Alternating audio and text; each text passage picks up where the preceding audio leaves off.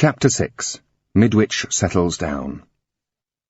There was still a police picket on the Stouch Road, but as residents of Midwich we passed through promptly to drive on through a scene which looked much as usual, and reach our cottage without further hindrance. We had wondered more than once what state of affairs we might find there, but there proved to have been no need for alarm. The cottage was intact, and exactly as we had left it. We went in and resettled ourselves just as we had intended on the previous day, with no inconvenience except that the milk in the refrigerator had gone off, on account of the cut in the electricity supply. Indeed, within half an hour of returning, the happenings of the previous day were beginning to seem unreal. And when we went out and talked to our neighbours, we found that for those who had actually been involved, the feeling of unreality was even more pronounced.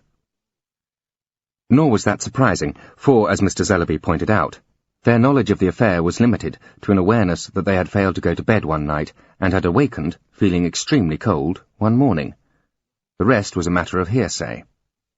One had to believe that they had, during the interval, missed a day, for it was improbable that the rest of the world could be collectively mistaken. But speaking for himself, it had not even been an interesting experience, since the prime requisite of interest was, after all, consciousness. He therefore proposed to disregard the whole matter, and do his best to forget that he had been cheated out of one of the days which he found to be passing, in proper sequence, far too quickly. Such a dismissal turned out for a time to be surprisingly easy, for it is doubtful whether the affair, even had it not lain beneath the intimidating muzzles of the Official Secrets Act, could at this stage have made a really useful newspaper sensation. As a dish, it had a number of promising aromas, but it proved short on substance. There were in all 11 casualties, and something might have been made of them, but even they lacked the details to excite a blasé readership, and the stories of the survivors were woefully undramatic, for they had nothing to tell but their recollections of a cold awakening. We were able, therefore, to assess our losses, dress our wounds, and generally readjust ourselves from the experience which afterwards became known as the day out, with a quite unexpected degree of privacy. Of our 11 fatalities, Mr. William Trunk, a farmhand, his wife and their small son, had perished when their cottage burnt down. An elderly couple called Stagfield had been lost in the other house that caught fire. Another farmhand, Herbert Flagg, had been discovered dead from exposure in close, and not easily explained, proximity to the cottage occupied by Mrs. Harriman, whose husband was at work in his bakery at the time. Harry Crankhart, one of the 2 men whom the Opley Church Tower observers had been able to see lying in front of the scythe and stone, had also been found dead from exposure. The other 4 were all elderly persons, in whom neither sulphurs nor their mycetes had been able to check the progress of pneumonia. Mr. Leabody preached a Thanksgiving sermon on behalf of the rest of us at an unusually well-attended service the following Sunday, and with that and his conduct of the last of the funerals, the dreamlike quality of the whole affair became established. It is true that for a week or so there were a few soldiers about, and there was quite a deal of coming and going in official cars, but the centre of this interest did not lie within the village itself, and so disturbed it little. The visible focus of attention was close to the Abbey ruins, where a guard was posted to protect a large dent in the ground, which certainly looked as if something massive had rested there for a while. Engineers had measured this phenomenon, made sketches and taken photographs of it. Technicians of various kinds had then tramped back and forth across it, carrying mine detectors, Geiger counters, and other subtle gear. Then, abruptly, the military lost all interest in it, and withdrew. Investigations at the Grange went on a little longer, and among those occupied with them was Bernard Westcott. He dropped in to see us several times, but he told us nothing of what was going on, and we asked no details. We knew no more than the rest of the village did, that there was a security check in progress. Not until the evening of the day it was finished, and after he had announced his departure for London the following day, did he speak much of the day out and its consequences. Then, following a lull in conversation, he said, "I've got a proposition to make to you 2, if you'd care to hear it." "Let's hear it and see," I told him. "Essentially it is this. We feel that it is rather important for us to keep an eye on this village for a time, and know what goes on here. We could introduce one of our own men to help keep us posted, but there are points against that. For one thing, he would have to start from scratch, and it takes time for any stranger to work into the life of any village. And for another, It is doubtful whether we could justify the detachment of a good man to full-time work here at present. And if he were not full-time, it is equally doubtful whether he could be of much use.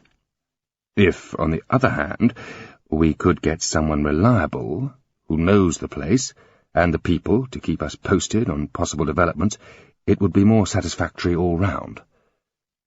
What do you think? I considered for a moment. Not, at first hearing, very much, I told him. It rather depends, I suppose, what's involved. I glanced across at Janet. She said, somewhat coldly, "It rather sounds as if we're being invited to spy on our friends and neighbours. I think perhaps a professional spy might suit you better." "This," I backed her up, "is our home." He nodded, rather as if that were what he had expected. "You consider yourselves a part of this community," he said. "We're trying to be, and, I think, beginning to be," I told him.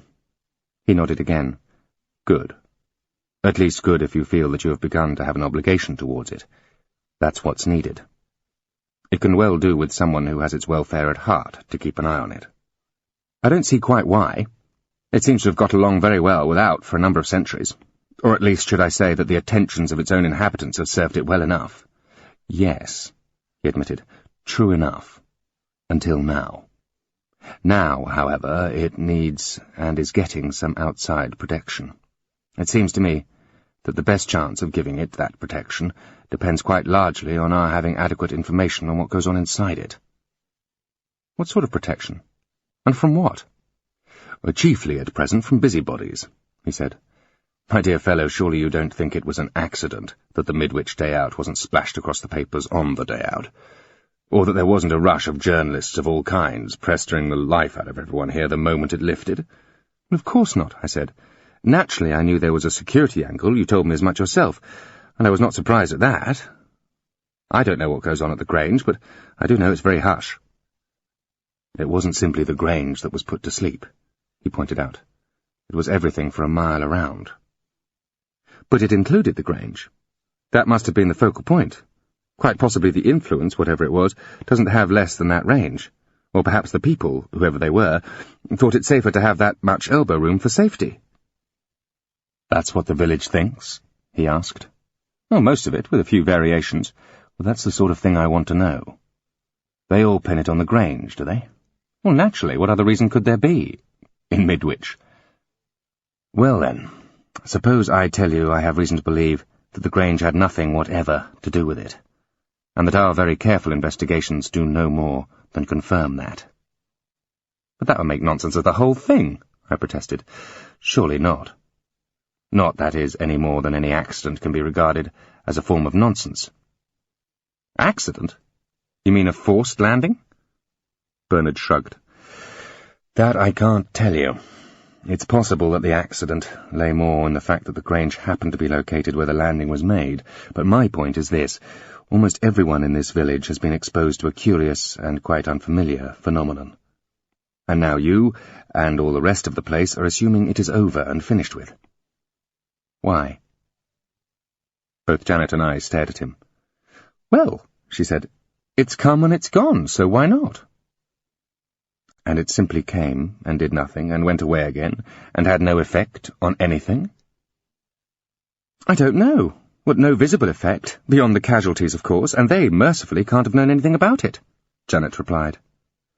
"No visible effect," he repeated. "That means rather little nowadays, doesn't it? You can, for instance, have quite a serious dose of X-rays, gamma rays, and others without immediate visible effect. You needn't be alarmed, it is just an instance. If any of them had been present, we should have detected them. They were not. But something that we were unable to detect was present. Something quite unknown to us that is capable of inducing, let's call it, artificial sleep. Now that is a very remarkable phenomenon. Quite inexplicable to us, and not a little alarming. Do you really think one is justified in airily assuming that such a peculiar incident can just happen and then cease to happen and have no effect? Well, it may be so, of course. It may have no more effect than an aspirin tablet, but surely one should keep an eye on things to see whether that is so or not." Janet weakened a little. "You mean You want us, or someone, to do that for you? To watch for and note any effects? What I'm after is a reliable source of information on Midwich as a whole. I want to be kept posted and up to date on how things are here, so that if it should become necessary to take any steps, I shall be aware of the circumstances and be better able to take them in good time. Now you're making it sound like a kind of welfare work, Janet said. In a way, that's what it is. I want a regular report on Midwich's state of health, mind, and morale, so that I can keep a fatherly eye on it. There's no question of spying. I want it so that I can act for Midwich's benefit, should it be necessary. Janet looked at him steadily for a moment. Just what are you expecting to happen here, Bernard? She asked. Would I have to make this suggestion to you if I knew? He countered. I'm taking precautions. We don't know what this thing is or does. We can't slap on a quarantine order without evidence.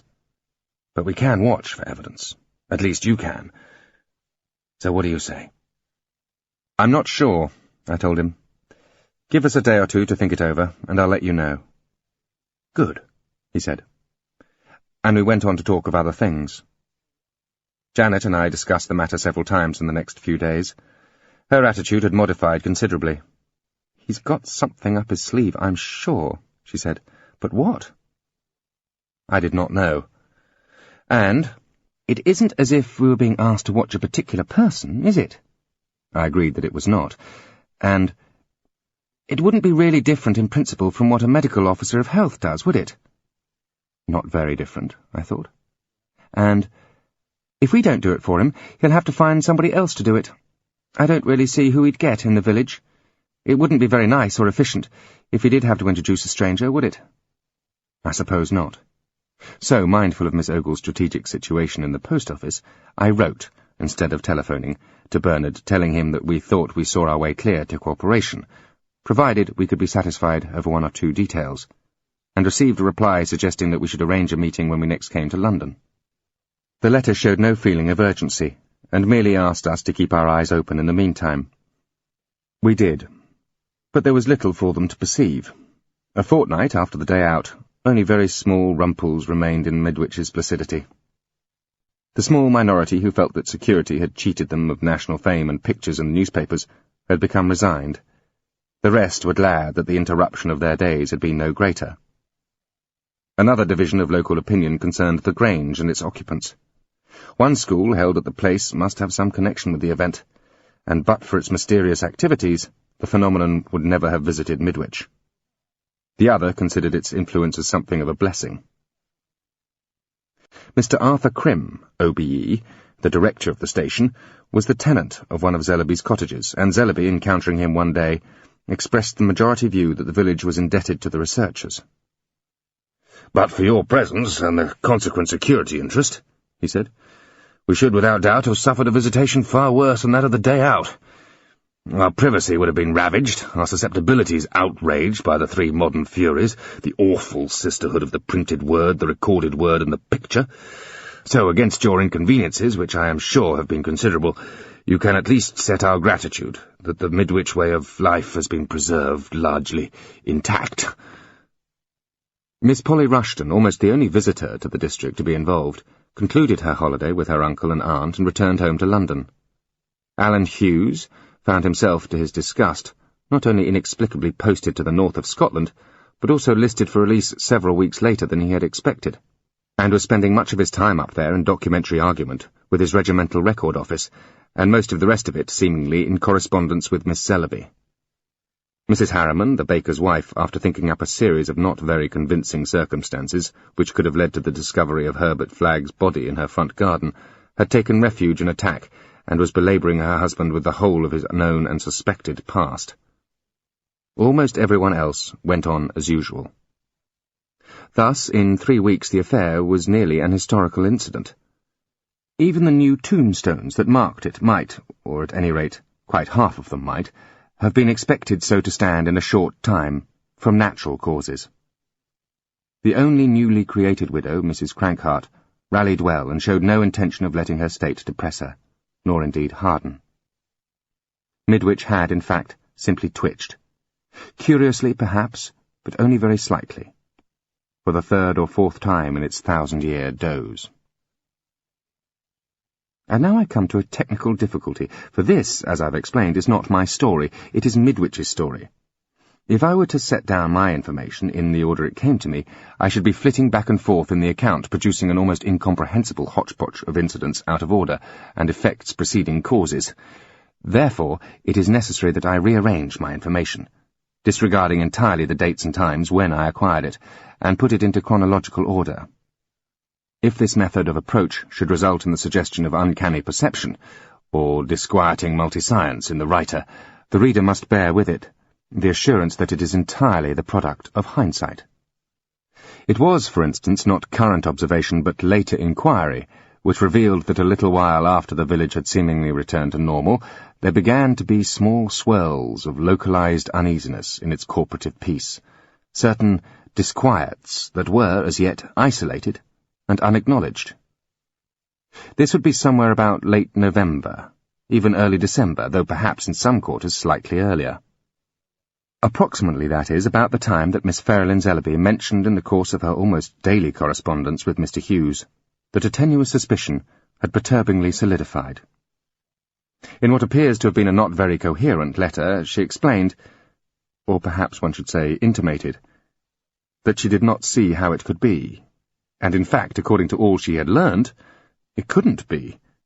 So she did not understand it at all, but the fact was that in some mysterious way she seemed to have started a baby. Well, actually seemed wasn't quite the right word, because she was pretty sure about it, really. So did he think he could manage a weekend leave, because one did rather feel that it was the sort of thing that needed some talking over. Thank you for watching the video. Subscribe to hear more great stories.